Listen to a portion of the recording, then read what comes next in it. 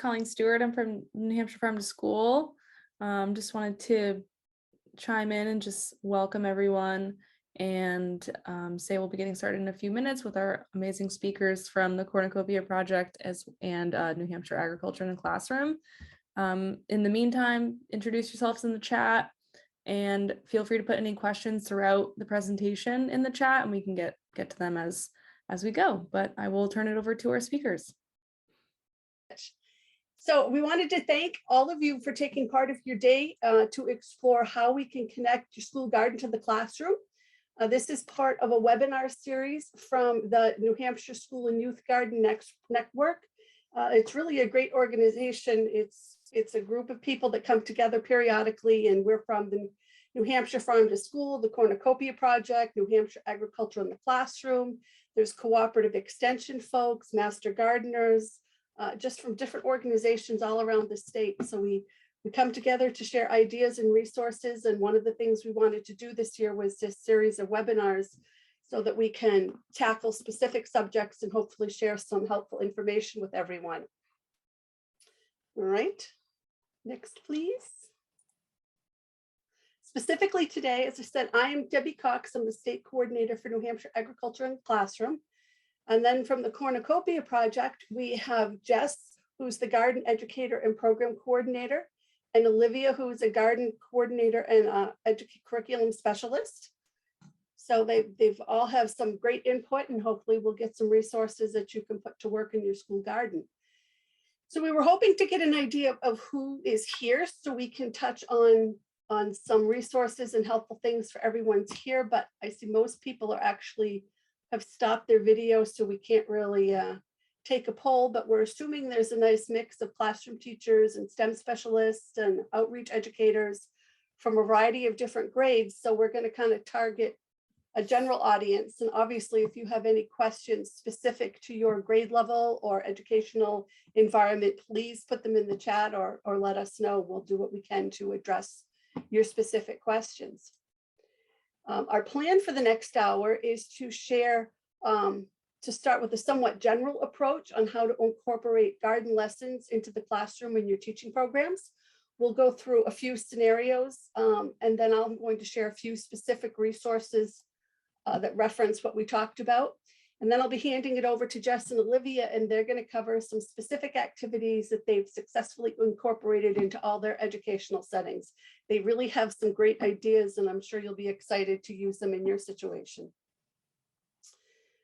Let's see, alrighty. So this workshop assumes that you have access to school garden, but if you don't, that is absolutely not a problem. There is an upcoming workshop in this series that focuses more on developing a school garden, or you can find all different ways to physically bring gardening to your school. It doesn't have to be outside in a formal garden setting, or you don't need a greenhouse. There's all kinds of ways that you can approach it with a form of hydroponics or personal student gardens in a plastic container, even just a couple big pots by a sunny window, and you've got your school garden going. So hopefully these resources will apply to everyone in any kind of situation. So where do we start? Bringing the curriculum to life through the garden. There is no one size fits all solution to aligning garden and curriculum. Integrating formal education into your school garden can range from one simple 15-minute activity to a complex project spanning several months. It all depends on your needs and your goals, what you think will fit into your situation. But the planning process is essentially the same, whatever the scope of your plan is. We've kind of broken it down on this graphic. It's actually oversimplified, but it's like so many activities that you do. You just decide where you're going to start and where you want to end up, and we're going to fill in the details of how you get there.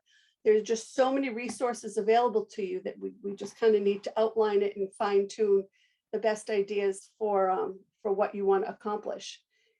So this is the basic one. Whoops, that's okay. We're going to start with garden resources. You can determine your academic concepts that you want to address and then fill in the blanks along the way. But that process also works well in reverse. So we're going to go on an example and actually do that backwards and see how that approach works. Now we're set. Thanks. So here's an example of a book. It's an elementary book called First Peas to the Table. It's about a little girl who gets incredibly excited when her teacher talks about starting a school garden that's going to mimic Thomas Jefferson's garden that he had at Monticello. And he was known to grow a lot of peas. So they added a contest component to this. Okay.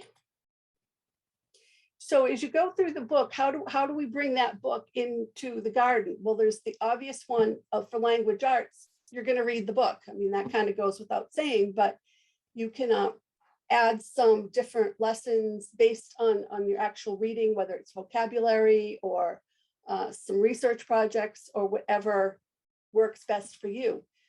You can then, if you want to add in the science component, try something simple like a germination activity, and we'll show you a sample for that shortly. Social studies works so well with this book because you can learn more about Thomas Jefferson.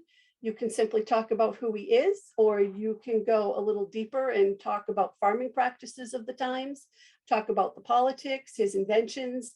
It's up to you how deep you want to explore the social studies aspect of the book. And then math. Math is a huge component in a garden, anybody's garden. You can measure out plots of where you're going to plant the seeds. You can chart their growth. You can count their harvest, and you can get into much more advanced mathematical formulas as you go along. Next, please. So as you start with the book, and then you decide which academic concepts that you want to address along the journey, and then that brings us back to the school garden. So if you don't have peas in your garden, the obvious one is to plant some peas in your garden, and then you've made that nice circular loop that talking about the peas in the books. If you want to tie it in more, you could duplicate the contest. It's pretty much based on everybody planting the seeds and who can harvest the first pea pod. After the harvest, and a lot of people seem to skip this step, but eat the peas. You'll find that when kids grow the plant themselves, they are so much more interested in eating whatever they grow. Some things who think peas are terrible and they will never pass their lips, they just love it because they had a hand in growing it. They know exactly how they got there. And if you want to take it even a step further, you can explore modern pea farming. Things have changed a bit since Thomas Jefferson's days when he was growing peas, so you can add that component in as well. So that's just a really broad, simple overview of how have some peas in your garden and where you can expand and all the different jumping off points that you can find with that. So, and here's some other ideas that, again, they're all pretty general, but you know, as we talked about math, well, if you have an outside garden plot or even if you just have a big pot in your classroom, measure off and section off the gardens. You can, you know, come with the actual size in inches or feet or whatever applies. You can figure out, as you see in this example right here, that's technically a pizza garden, but they've sectioned it off like in pie wedges, and each section is growing a different component that goes onto a pizza. Then figure out how many seeds do you need to go in there. And as your plants start to grow, chart the plant growth. And as they are fully grown, weigh your harvest or measure your harvest. So you can incorporate math throughout the whole process of growing plants in your garden. Another really important component is chemistry. You've got to look at the soil pH. Do you have inorganic or organic materials in your garden? And what do you need for those plants to thrive? The mineral and other components are critical to successful growth. And then that naturally brings you to the carbon cycles, nitrogen cycles, and phosphorus. So all that is the chemistry, and maybe that's more targeted toward higher level students, but everybody needs to know that those components exist and how they work, at least to some degree. Social studies is another great area that you can tie into the garden. Where can different plants be grown? We don't exactly grow cotton here in New Hampshire, but if you consider maple sugaring a crop, they can't do that down in South Carolina where they grow cotton. So students can explore different climates, what it takes for different crops to be grown in different areas of the country. You can tie that in with history. As I mentioned, cotton, that takes you back down to slavery and the history of cotton in this country, or you can follow a different line of thinking in different time periods and locations. What did they eat? How did they prepare it? They didn't have the microwaves back in Thomas Jefferson's time, so how did they prepare their food? You can tie all that in.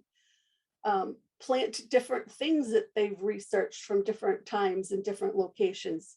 Harvest it and try a recipe. If you're lucky enough to have a greenhouse, you can usually mimic the conditions you need to grow a lot of these different things that aren't native to New Hampshire. So give it a try. And again, go back to actually eat them, consume them. That's kind of a final step that a lot of people skip over. Another popular one is the Three Sisters Gardens, which simulates what Native Americans and early settlers relied on. The squash, the beans, all those are just important parts and have a strong step in the history. A few more things are language arts. It can be as simple as reading the back of a seed packet. There's so much information there. So first, they're reading something. It's not a book, but it's a great way to see that reading is necessary in everyday life, not just in the classroom. Typically, there's a map on there that you can learn about the geography and tie that into the climate as what times of the year can you grow these? What kinds of conditions can you grow them? There's always math involved in a seed packet, how far apart you have to plant the seeds, how high they'll grow, how long it takes for them to germinate, and then how long it takes for them to be fully grown and ready to harvest. And what also kind of ties into that is climate change. Depending on the grade level, obviously would depend how far you go into the climate change, but you can experiment with your crops. Some is, the light, the temperature, amounts of water, so they can see firsthand the impacts of climate change. You hear of drought or floods in the West is, well, so flood your plants and what happens, or don't water them and see what happens. It's a great way to make that firsthand connection to those types of climate change issues. Right, so we had mentioned before a simple germination activity, and this is just one of the thousands of simple activities that we can do to tie the garden into the classroom. And I don't know if you can see this, but this is just a latex food service glove. And it's very simple. As you get different types of seeds, they can be 5 different types of seeds or all the same one or whatever mixture that you want. This one is based on pizza, what you might want to grow to have your own pizza. So I just have some of these labeled, and I'm reading backwards through it. I guess I could turn it around. Peppers, tomatoes, thyme, oregano, and basil. Those are some basic ingredients for your pizza. Then you're going to take, and I've lost my cotton ball, but a cotton ball and saturate it and squeeze it out so it's not dripping. You work its way down into the fingertip of the glove. I'm hoping you can all see this. And then you're going to drop a few seeds down into that finger, and so that you have the appropriate seeds as you've labeled them in each fingertip. And blow into it a little bit. It's not really to give it oxygen or carbon dioxide, it's more to inflate it a little bit so that the seedlings have a place to grow. And you're going to tie off the top and tape it to a window. It's as simple as that. And then there's all kinds of things you can do with that. You can see how long it's going to take to germinate. You can track the growth. You can measure it, every Monday and Thursday or whatever time frame you've set up. You can again experiment with light and moisture. You can graph the results by measuring the height of the plant and correspond it to the time or any of the other factors. You can research the seeds. You'll find, or at least on the surface, a lot of these have ties to Italy. Where did that all start? Why are these plants from Italy, and why are they on a pizza, and what else could you put on a pizza? It takes you to different plants. So that's a great basic activity you can do at any grade level. I've had adults that just love doing it, even though I think it's more of an elementary activity. All age groups love it. So that's just a sample quick activity that you can introduce into the classroom as it corresponds to the garden. And then the next slide. So we very briefly touched on the process of different ways to incorporate the garden into your classroom. And these next 2 slides are just ideas of where you can find all these resources and activities to help with that plan. My favorite one is the National Agricultural Literacy Curriculum Matrix, which is a mouthful. We just call it the Matrix. This is a database of lessons that have been developed by curriculum specialists and teachers. So it's not just randomly searching the internet and hoping for good results. These are all vetted lessons. They're all presented in a similar format, which is really helpful so that you can quickly find the information you're looking for and follow it along. It will tell you the recommended grades, and obviously you can adjust it to your own needs, but what this specific lesson is designed for, how much time it takes, what materials you need. It provides any essential files, whether it's a chart, a map, a presentation, a video.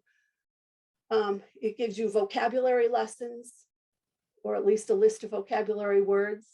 And then they move on to an interest or engagement approach. You know, how do you introduce this lesson? What are the big components? What background information do students need so that they understand the lesson more in depth? Then it outlines very clearly any procedures that are necessary for the activity. At the end, there's enriching activities if you want to expand on that, whether it's additional videos or books or whatever, and that's kind of tied in to their suggested companion resources, which again might have additional videos or additional lessons that work well together.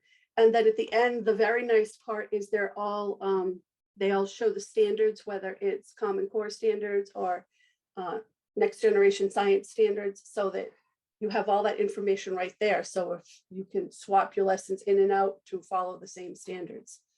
So that's really a great resource. And we can send you a link to that on the list of resources we're going to provide at the end. And then lastly, there are so many other resources that are available. One of the ones that we've developed somewhat recently is a Grow Your Classroom resource.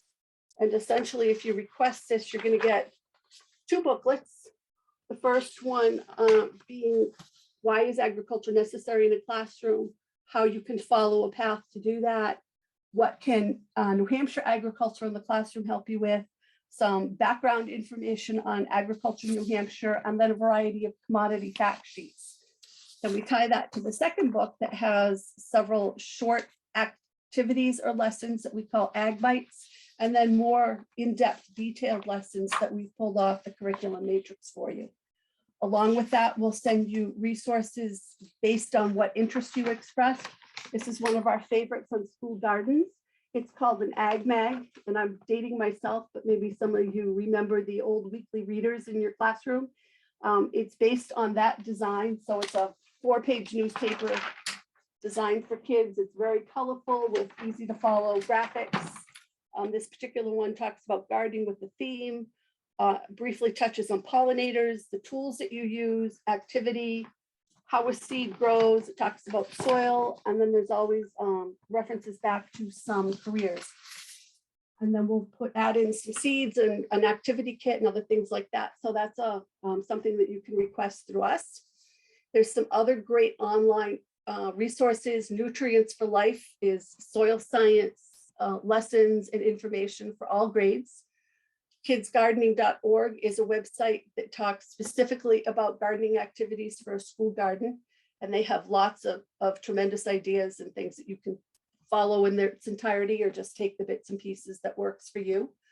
Life Lab is another one that is focuses on garden-based education. And then another one that we recommend quite a bit is for secondary grades, but it's called Journey 2050. And it's an interactive online game where they actually take on real life challenges for sustainable agriculture. If they have droughts or weather issues or can't afford to buy the seeds, or they have to support the local school, it's a great activity that takes them throughout that decision-making process and provides with lessons and videos along the way. So that's another great one. Like I said, we'll be providing you a list with resources because there's so many more out there, but these are some of our favorites and our go-tos. So after all that, I know I just threw a lot of information at you. Were there any questions?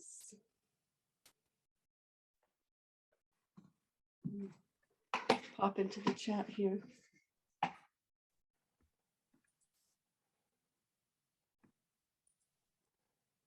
Oh, I don't see any questions at the moment, but if anything comes to mind, stick it in the chat and we'll definitely answer it for you. So at this point, I'm going to hand it over to Jess and Olivia. Hello, everyone, and thank you, Debbie. That was a lot of wonderful information. My name is Olivia. I'm with the Cornucopia Project. We are based in Peterborough, New Hampshire. We teach hands-on garden, farm, and culinary learning to K through 12 in the Monadnock region.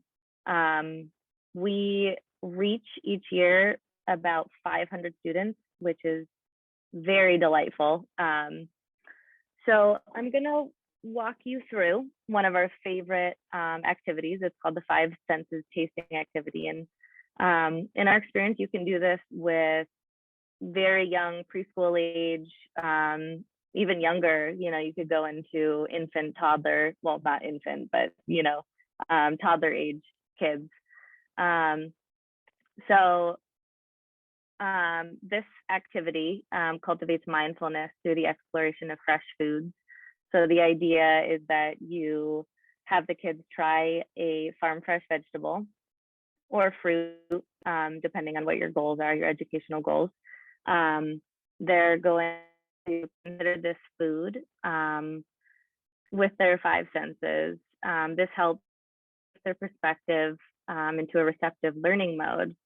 In our experience, the gardens especially, if we make a farm fresh recipe, a lot of times the kids will come with their ideas of like, and if we make a pesto, we're putting like garlic, we're putting fresh, and a lot of times kids are unfamiliar with those strong.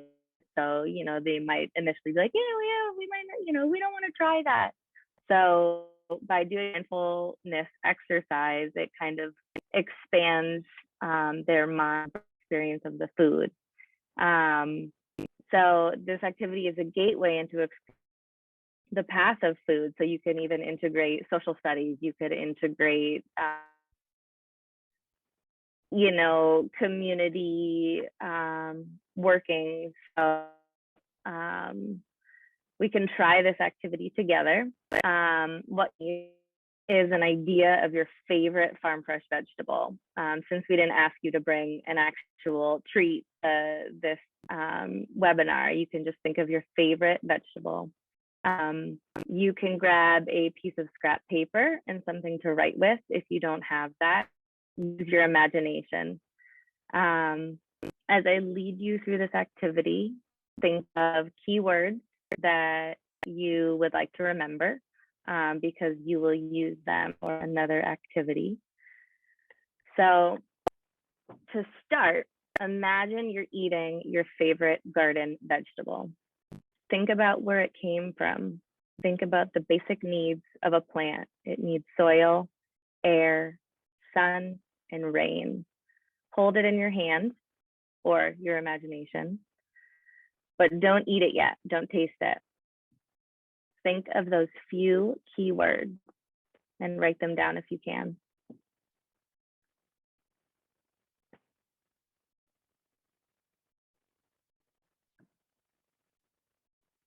From the time this food was planted to the present moment, think about all the people that may have been involved in bringing this food to your hands. Add a few more words to your list.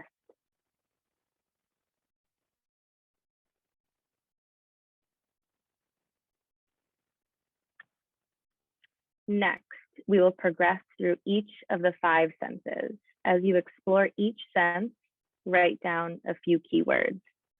Look at the food. What do you notice? The color, its shape, texture.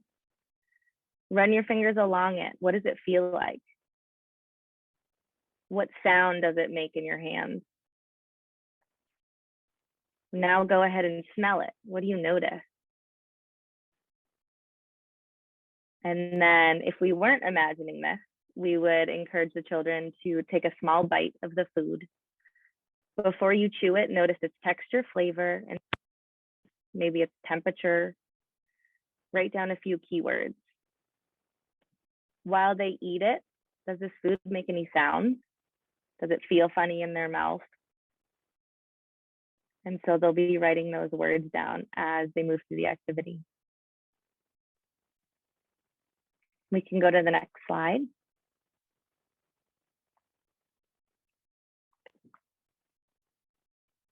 So we're going to take the information that you just thought of in that activity. In a few more slides, we will talk a little bit more about what we'll do with that. The plant parts that we eat, this is a super fun activity, and in my experience, kids learn a lot from it. This activity leans into the sciences with an emphasis on botany, but it's a great springboard from which to integrate other disciplines. So the process, students will learn about the plant parts of various ways that they serve the plant. Students play a role in the plant part. Students play the role of the plant part detective, and they will discover what parts of each plant is edible. Because a lot of times, when you introduce the idea that not, the entire plant is not edible, it's specific parts of the plant, and that sometimes is very surprising for them. So for the educator, ahead of time, take photos or videos of plant parts in the garden. You can also go ahead and purchase foods from your local grocer with the goal of capturing as many plant parts as possible. So to start the lesson, we tell the class that we're going to learn where our food comes from today. We're going to start with some school garden veggies and then explore one plant part in depth. Introduce plant anatomy and the array of plant parts to the class. You're going to ask the students to start drawing a plant, and while they do that, they're going to identify each plant part. Which parts are missing so far? Discuss the plant parts as students draw and facilitate their addition of the plant parts.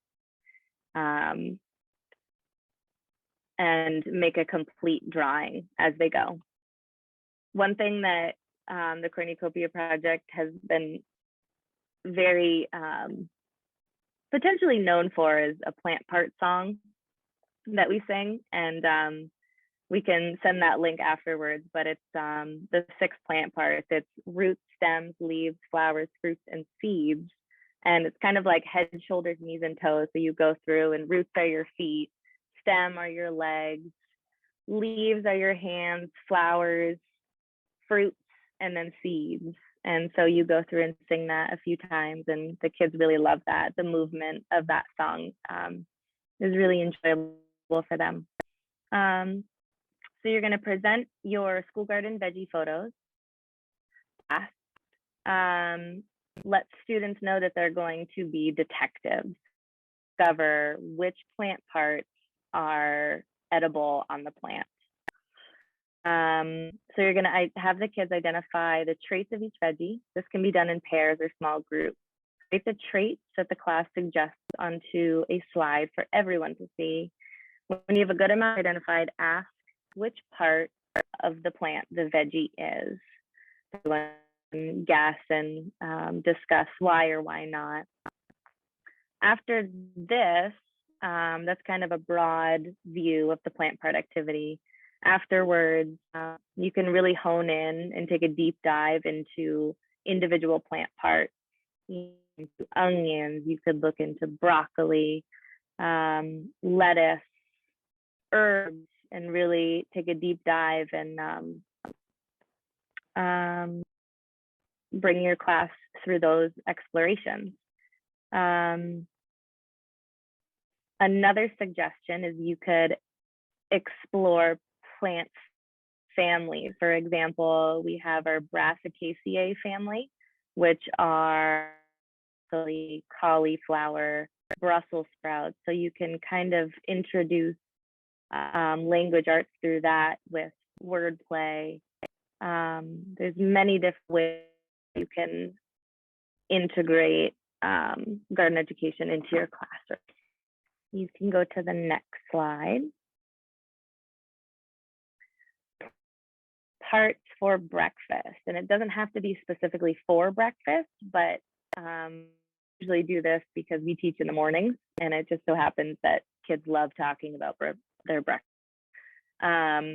So this is kind of funny. So we enter the lab usually with this story about what we ate for breakfast, but instead of saying we ate oatmeal or we ate, avocado toast, we would say, this morning I had crushed seeds on top of leaves and smashed fruit. And, it kind of sparks their interest. They're like, what is this lady talking about? And then we go to explain what all that means. And they seem to really enjoy this. So you can do this in pairs or small groups, or like in our experience, you can tell this story and then open it up to the class to say, would you like to, think of your breakfast in a different way and share with the class? And they really seem to enjoy it.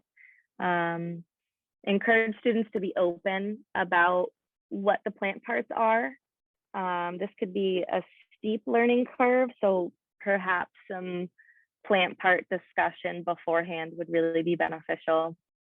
So this is really rooted in botany and science, but you can bring other disciplines into it. To bring math into it, you could chart the class's plant parts that they discuss.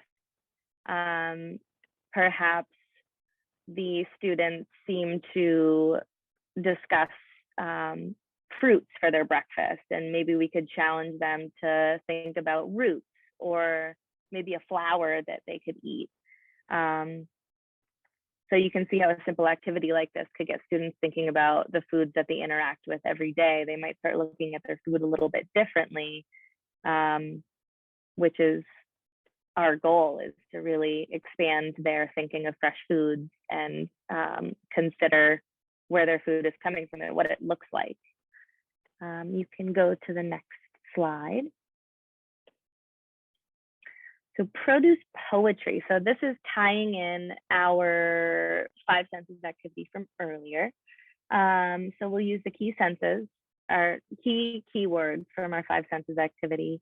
You can do this with various types of writing. Today we've chosen a haiku, which is 5 syllables followed by 7 and then 5 again.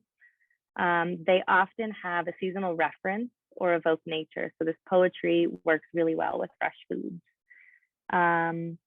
With this activity, language arts is, the overarching discipline, but, you could bring in speech and cognitive skills, social skills by having the kids share their poetry, or even having a poetry reading or something of that sort. You can go to the next slide. Oh, it didn't come up. So that's okay. I will read to you the poem I made. It didn't make it on the slide, but so this is a spring radish haiku. So I imagined I was in the garden picking a radish out of the ground and then wiping it off and taking a bite of it. So my poem, my haiku, was cylindrical root, cold, wet, and dirty, grounded, crispy, fresh delight. Radishes are my favorite vegetable, so I decided to choose that one. So for the next 2 minutes, I would like to challenge you to write your own haiku based on your keywords that you had in the 5 senses activity. After 2 minutes, I'm going to turn it over to my colleague, Jess, and she will walk you through the next few slides. So go ahead and start your haikus. If you have any questions, please reach out. And we're going to have some breakout rooms a little bit later, and you'll have an opportunity to share those haikus if you so choose. I love hearing other people's ideas of their favorite vegetables or ideas of fresh foods.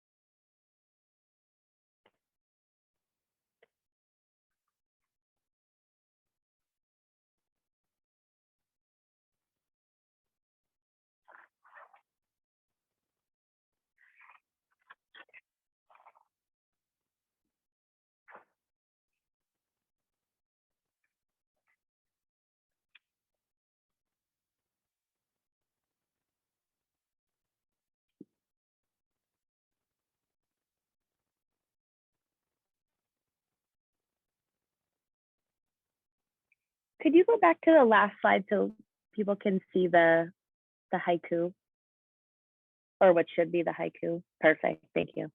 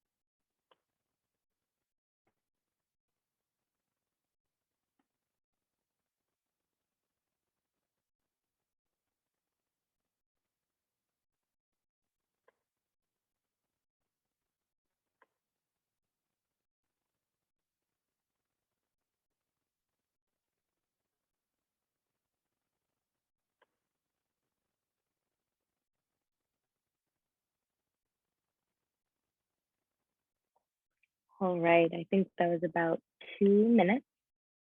And if yours isn't done, you're welcome to continue. And now I'm going to hand it over to my colleague, Jess. Thanks, Olivia. Go ahead to the next slide. So that gives you an overview of the many different kinds of connections that you can make between gardens and curriculum, as well as a few examples of how we do in the Cornucopia Project with various grades. Some of you will be working in different kinds of environments, different age levels, etc., with different kinds of materials, and there certainly is no shortage of resources and ideas out there, but we're happy to have many years of experience that we can share with you what has worked, what has taught us a lot about what students respond to, what we've tried and tweaked, and sort of the cream of the crop that we're able to present to you here. So that's that first point on this slide, is that learning opportunities abound, and there are just as many resources available to you as you can think of. So don't ever feel like you have to reinvent the wheel if you are one of the only people in your school or your organization that is trying to get a school garden lesson into practice, and there's and it can feel kind of lonely, we are here for you to reach out to, and we can help connect you with these ideas and more. This just lists a couple more things to get you started if you have limited resources.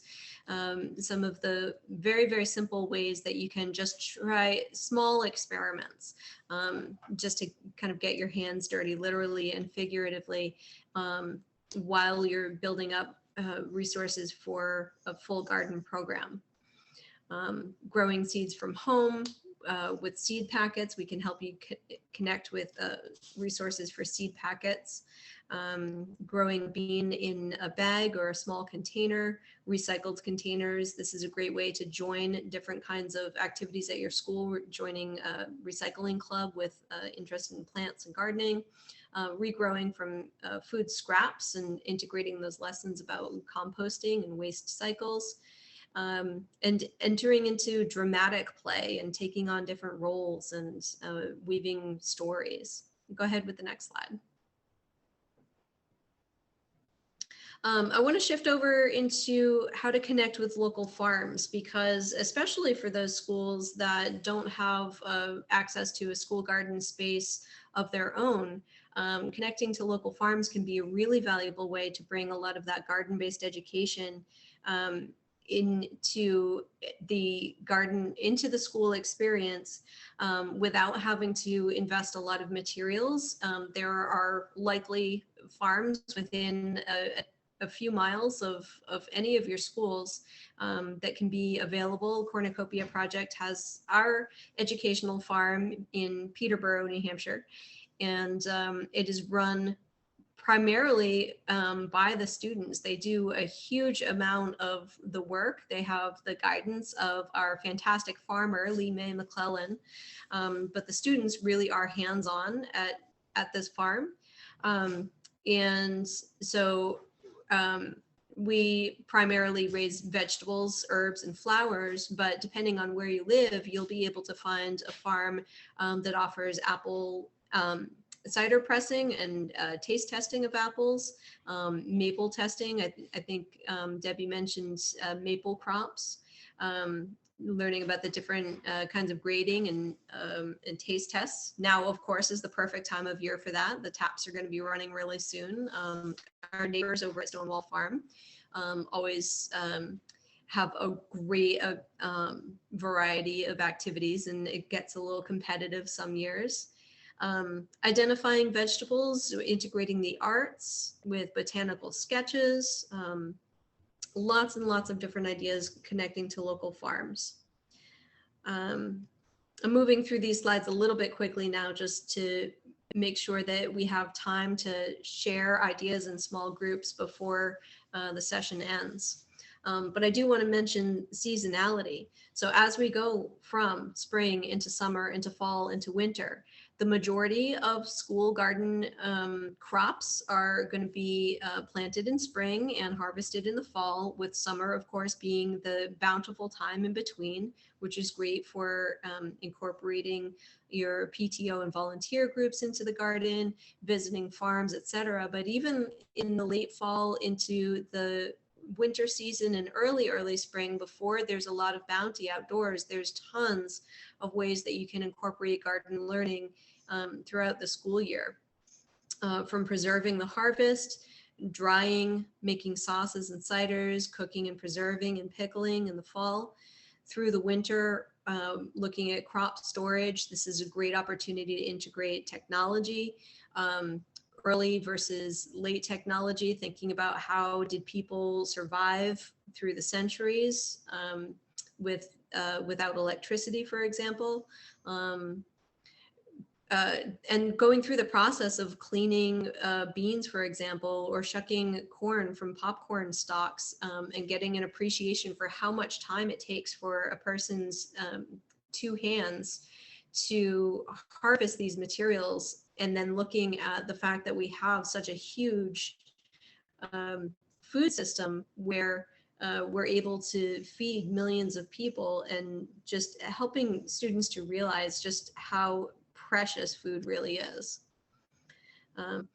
So just to wrap things up, we didn't get to all, and we never would, even if this webinar were 5 hours long, we would never get to all the endless possibilities of things that you can do in the garden to engage students in experiential learning and the myriad ways that you can connect to the curriculum from kindergarten all the way through high school and beyond, whatever your area of expertise and passion. This is just another menu of offerings at Cornucopia Project that we have connected lessons centered around the various health and nutrition, math, science, language arts, and social studies curriculum that we work in partnership with our teachers to deliver. Go ahead with the next slide. And then above all of the curriculum points that Debbie and Olivia and I have talked about and that you all have shared within your groups, we bring it all together with remembering why garden-based learning is so unique and special and has so much potential. And everyone brings their own reasons for that into the garden. But these four, the interdisciplinary nature of garden-based study and really bringing those different pieces of the curriculum together in a holistic way. So you're not just teaching math, you're not just teaching social studies, you're really having those different areas of exploration being brought together in an interdisciplinary way. The garden is the intersection for that. It's experiential, like Olivia led us through. It is whole senses learning, the mind, the body, the heart, the hands, the taste, all of it coming together. And that makes for lasting lessons. It's engaging because you get to bring in volunteers, PTO, grandparents into the garden. Sometimes Olivia and I have seen where there's a second grade student and their brother or sister in kindergarten will come through on their way to recess, and the kids all know each other and they wave together. And so the garden is a place of community and engagement, and they'll show each other things like, this is what we did in the garden, and it really becomes theirs. And it's empowering because as the world continues to change and get more chaotic, and we need to learn these skills of not only the technical pieces of it and the creative artistic pieces of it, there's that social piece and that community building piece, and getting kids into really knowing themselves as people, as gardeners, as community builders, as growers, as eaters. So interdisciplinary, experiential, engaging, and empowering. And that is really what curriculum is all meant to deliver. Go ahead with the next slide. The garden and classroom resources, we mentioned a lot of them here. We have more available to you for the asking.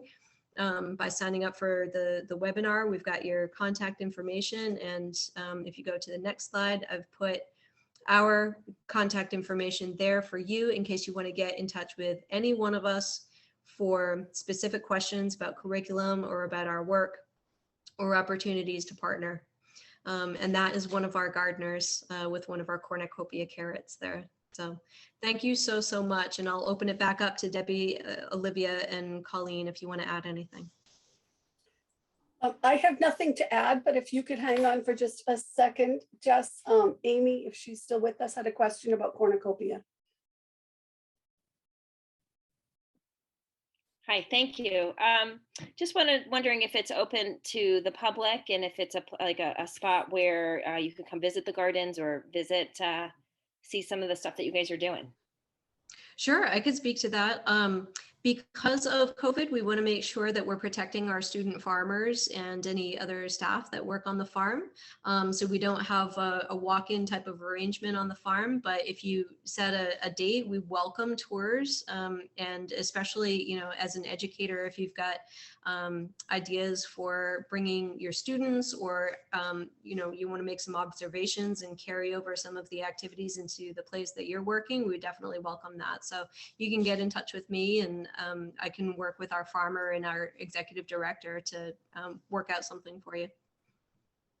Great, thanks so much.